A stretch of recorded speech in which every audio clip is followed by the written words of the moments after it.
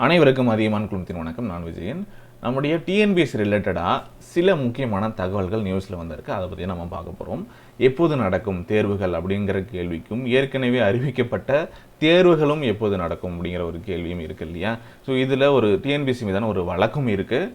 So இதை பற்றி நம்ம பார்க்கலாம். தேர்வுகள் ஒத்தி வைக்கிறது அப்படிங்கிறத பற்றியும் சொல்லியிருக்காங்க. சரி, முதல்ல வந்து பார்த்திங்க அப்படின்னா உங்களுக்கு டிஎன்பிஎஸ்சி ரிலேட்டடான புக்ஸ் வந்து உங்களுக்கு வேணும். குரூப் 2 2A இல்லை குரூப் 4 எக்ஸாம்ஸ்க்கு புக்ஸ் வேணும் அப்படின்னா நம்முடைய வெப்சைட்டில் போய் பர்ச்சேஸ் பண்ணிக்கலாம். அதுக்கான லிங்க் இல்லை டிஸ்கிரிப்ஷன் கொடுக்குறேன். இல்லை வாட்ஸ்அப் 9994359181 அப்படிங்கிற நம்பருக்கு நீங்கள் கான்டாக்ட் பண்ணிட்டு புக்ஸையும் பர்ச்சேஸ் பண்ணிக்கலாம். இது தமிழ் வழி ஆங்கில வழியில் அவைலபிளாக இருக்குது, நீங்கள் வாங்கிக்கலாம். சரிங்களா? ஸோ முதல்ல வந்து பார்த்திங்கன்னா இப்போ தளர்வுகள் ஊரடங்கு இருக்குது. இப்போ தளர்வுகள் கொடுத்துருக்காங்க. இந்த தளர்வுகளில் ஒன்றிய மற்றும் மாநில அரசுகளின் வேலைவாய்ப்பு தொடர்பான எழுத்து தேர்வுகளை நடத்துவதற்கான அனுமதியை வந்து வழங்கியிருக்காங்க. சரிங்களா? அதாவது அரசு வழங்கியுள்ள வழிகாட்டு நெறிமுறைகளை ஃபாலோ பண்ணிட்டு நீங்கள் இந்த தேர்வுகளை நடத்தலாம். மாவட்ட ஆட்சியரிடம் முன்னாடியே தெரிவிக்கணும் அப்படின்னு சொல்லியிருக்காங்க.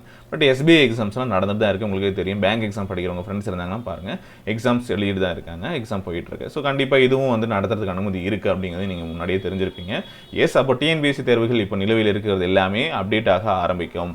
இப்போ ஏற்கனவே டிஎன்பிஎஸ்சியிலிருந்து பெண்டிங் இருக்கக்கூடிய இன்டர்வியூ ப்ராசஸ் எல்லாமே ஸ்டார்ட் பண்ணுறதுக்கு லாஸ்ட் வீக்கில் நோட்டிஃபிகேஷன் கொடுத்துருந்தாங்க. உங்களுக்கே தெரியும். ஜூலை 19ஆம் தேதியிலிருந்து வந்து பார்த்தீங்கன்னா இந்த மோட்டார் வாகன ஆய்வாளருக்கான அந்த நேர்முக தேர்வு நடக்கிறதாகவும் இருந்துச்சு. அதெல்லாமே அப்டேட் பண்ணி கொடுத்துருந்தாங்க.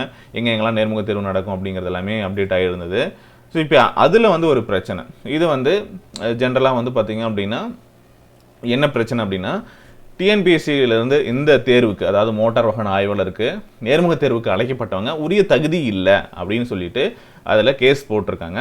சில விண்ணப்பதாரர்கள் கேஸ் போட்டிருக்கிறதுனால இந்த நேர்முக தேர்வை ஒத்தி வைக்க வேண்டும். சரிங்களா?